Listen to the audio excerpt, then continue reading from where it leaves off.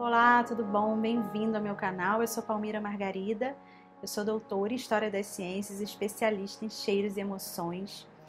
E hoje a gente vai falar de um assunto que eu gosto muito, que também é polêmico, mas que eu já falo bastante, que é sobre sagrado feminino e sociedade. É um assunto polêmico, que é interessante, porque não deveria ser, né? Quando a gente fala em sagrado feminino, da onde vem o sagrado feminino, o que é sagrado feminino?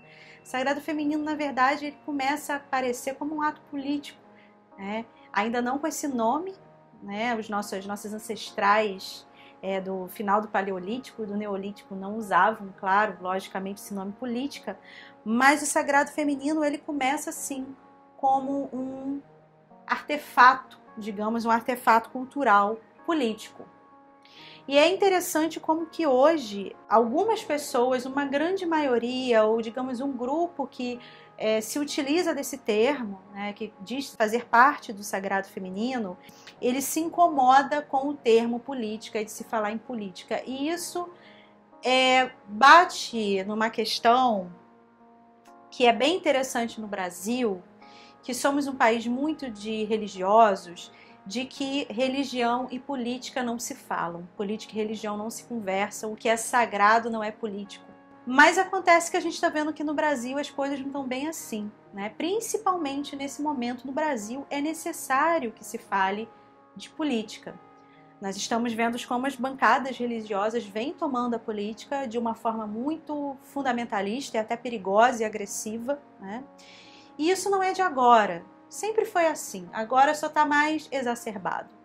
Mas é de um lugar também do positivismo, do século XIX, quando chega no Brasil, de uma espécie de asepsia do ser espiritualista, do indivíduo espiritualista, que ele não podia se meter, ele não podia se contaminar com política, com a sociedade, com o mundo. Só que isso é um discurso para que justamente um grupo ou uma sociedade vire gado, né, de que ele não tenha uma capacidade de ir contra a ordem, contra uma ordem vigente que faz mal, contra uma ordem vigente que pode ser muito agressiva, violenta, opressora contra outros grupos.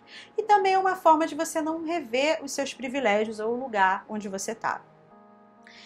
E o sagrado feminino, hoje, né, no Brasil, pelo menos eu posso falar no Brasil, e também em outros lugares que eu já estive, ele trata muito de questões como menstruação, mulher, parte ginecológica da mulher. Isso são temas que a gente vê muito dentro de uma rodas de sagrado feminino. Já faz muito tempo que eu não participo mais de rodas de sagrado feminino, mas são assuntos muito recorrentes. E muito recorrente também as deusas. Baralhos de deusas, baralhos de arquétipos, né? E aí acaba um monte de gente, eu vejo muito isso, decorando o nome de deusas, decorando nomes de baralhos. Ninguém tem que saber profundamente deusa, nem deus, né, arquétipos. Quem tem que saber isso é o psicólogo, talvez um junguiano, o historiador, né? A gente tem a obrigação de saber. Nem todos os historiadores também, mas o historiador que trabalha com isso, que é especialista em mitologias.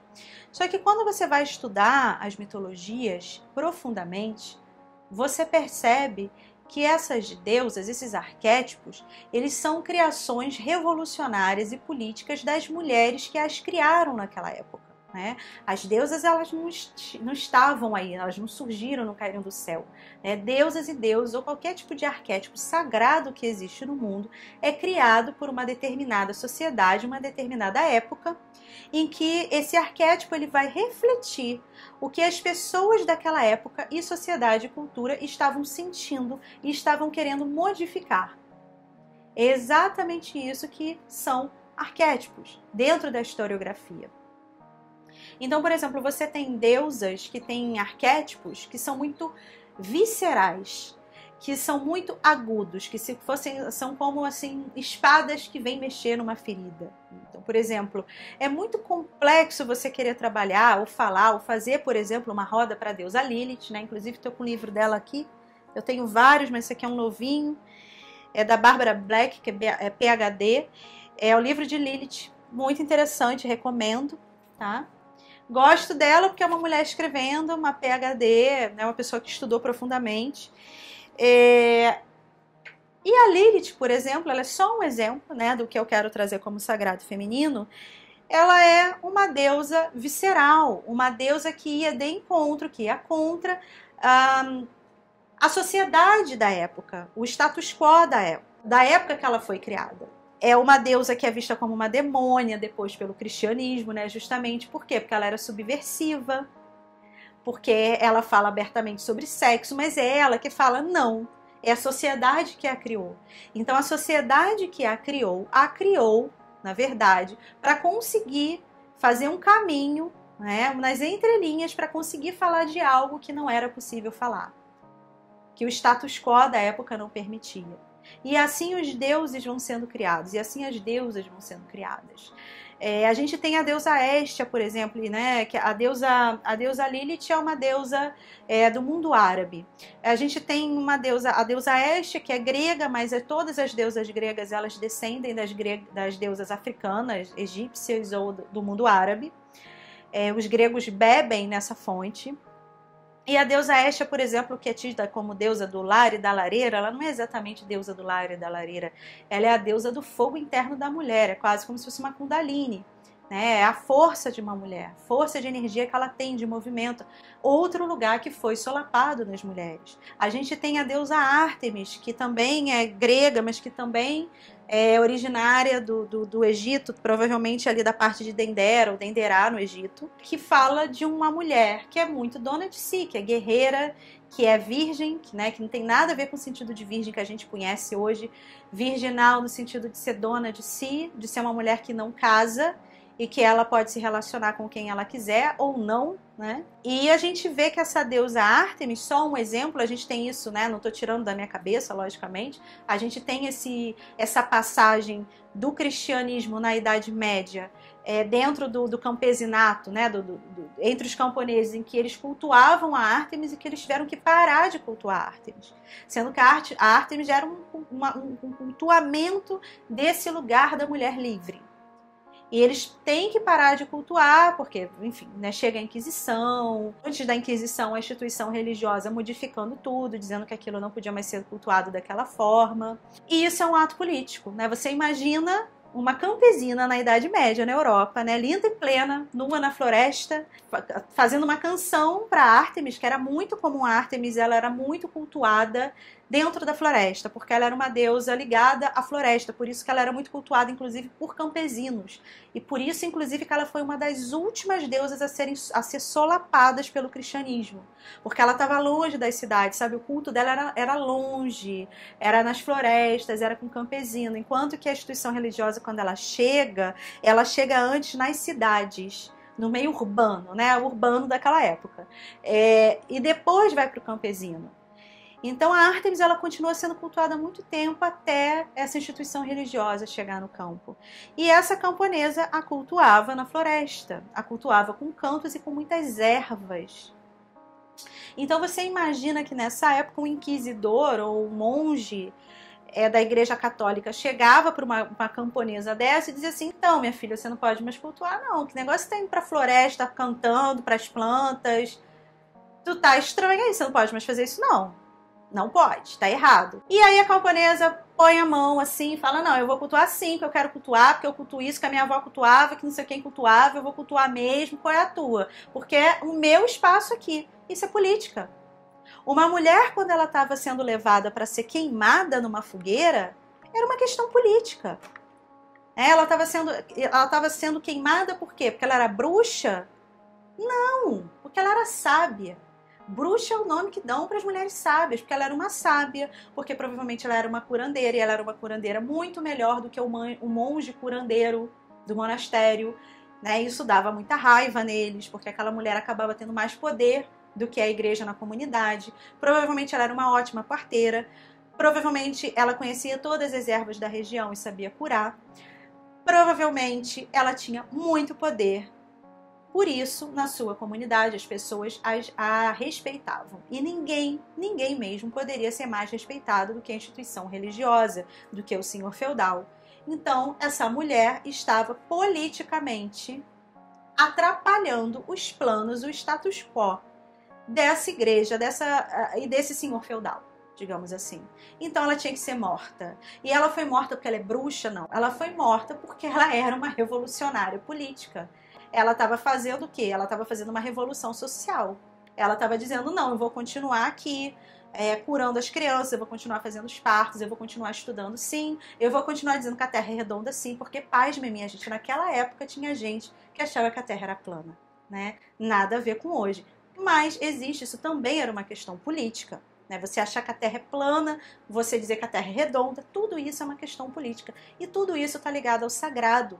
Você dizer para uma camponesa ou para uma indígena, né, em que um português acabou de chegar aqui, né, aqui quem chegou primeiro foram os jesuítas. Você é um jesuíta, imagina um jesuíta chegando para um indígena e dizendo que ele não poderia mais cultuar os deuses dele, que aqueles deuses eram do mal, eram demônios. Você entende que o indígena não entendia nem o que era demônio, nem o que era mal, porque o mal na concepção cultural e filosófica deles não existia dessa forma, da mesma forma que era para um cristão. Olha a complexidade disso. E aquilo era o sagrado dele. Então o jesuíta dizia, não, você não pode mais fazer isso. Isso é política. E se o indígena dizia, não, eu vou cultuar, sim, isso era uma questão política, isso era ele se colocando, era uma questão social. E quando iam lá e cortavam as mãos desse índio, algo que era muito usual como castigo, isso é um ato político. É um ato de quê? De opressão, é uma ditadura. Então, como que hoje a gente quer usar os nomes dessas deusas, a gente fica ali gravando o nome de baralhinho de deusa, a gente quer falar sobre questões que englobam política como sexo, repressão do corpo feminino, repressão da anticoncepcional, repressão de tantas coisas que acontecem, sem falar de política.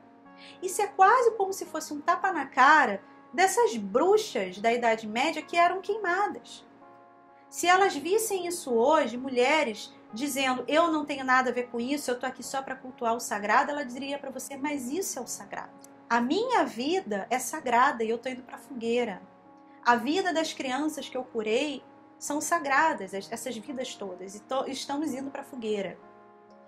Então isso é um tapa na cara, você dizer, ah não, eu gosto de sagrado feminino, mas eu não falo de política. Você não está honrando as ancestrais, a luta da ancestralidade, né? Eu poderia dar muitos outros exemplos aqui, não só da Idade Média, não só da época da colonização da América Latina, mas também até bem depois disso, do século XVIII, do século XIX, né? Mulheres, por exemplo, que foi muito comum na virada do século XIX para o século XX a formação de hospícios. O hospício entrou na moda, né, digamos assim, porque a religião ela começou a não dar conta e começa o positivismo muito forte. O positivismo é uma espécie de... é um termo científico, né? Uma ideia de cientificismo. Eu não gosto nem de falar científico, mas cientificismo. As pessoas que eram consideradas loucas, antes era uma questão religiosa, agora passa a ser uma questão da ciência. Só que essa ciência também era para oprimir. E muitas mulheres que eram solteiras e tinham herança, que a família queria roubar a herança, né? Muitas mulheres que estudavam e a família não queria que ela estudasse, elas eram colocadas no hospício como loucas. E essas mulheres não são sagradas porque é sagrado uma mulher poder estudar.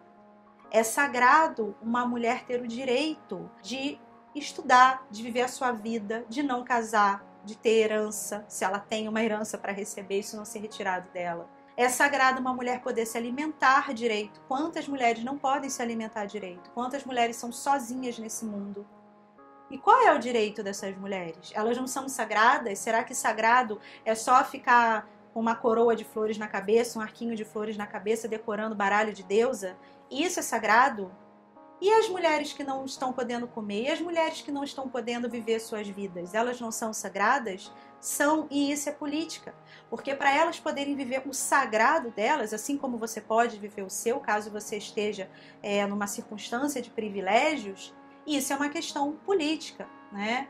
Quando você tem um privilégio de poder ir e vir, poder entrar e sair de onde você quiser, poder estudar, né, de inclusive processar ou pedir para prender algum homem que tenha sido agressivo com você, Isso é o seu sagrado, só que para o seu sagrado funcionar e ser respeitado, ele precisa de política, ele precisa de leis, ele precisa de normas públicas, ele precisa de uma lei Maria da Penha, por exemplo. Você, se é uma mulher que já apanhou do seu marido ou sofreu algum tipo de agressão, e a Maria da Penha é política. Então nós estamos falando de política o tempo inteiro. Não tem como dissociar sagrado feminino de política. Não é porque é sagrado que não é encostado. É quase como se a gente estivesse falando de sexo, entende? Não pode falar de sexo porque é sujo. Não pode falar de política porque é sujo. E eu sou espiritualizada, eu sou limpa, eu sou asséptica, eu sou branca. Entende que nisso tem até racismo? A espiritualidade ela é branca, né? Ela é asséptica. A gente não pode falar de política que a gente vai se sujar. Mas, na verdade, a gente não quer falar de política porque falar de política faz a gente entrar em confrontos, faz a gente olhar os nossos privilégios, faz a gente olhar para o outro. E sim, é cansativo, mas a gente escolheu estar aqui na matéria. Então, é cansativo. Viver é cansativo.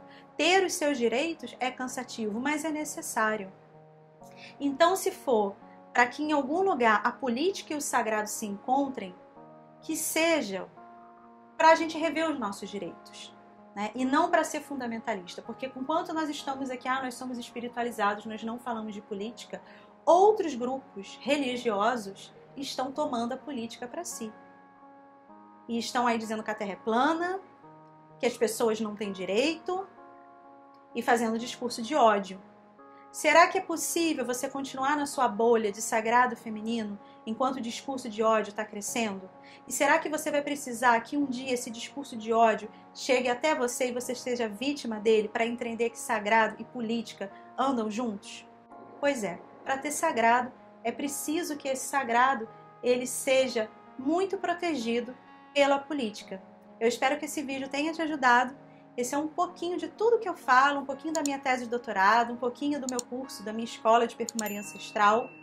E eu tenho vários vídeos interessantes aqui. Se você quiser, me segue, os meus links estão aqui embaixo. E até a próxima, um grande abraço.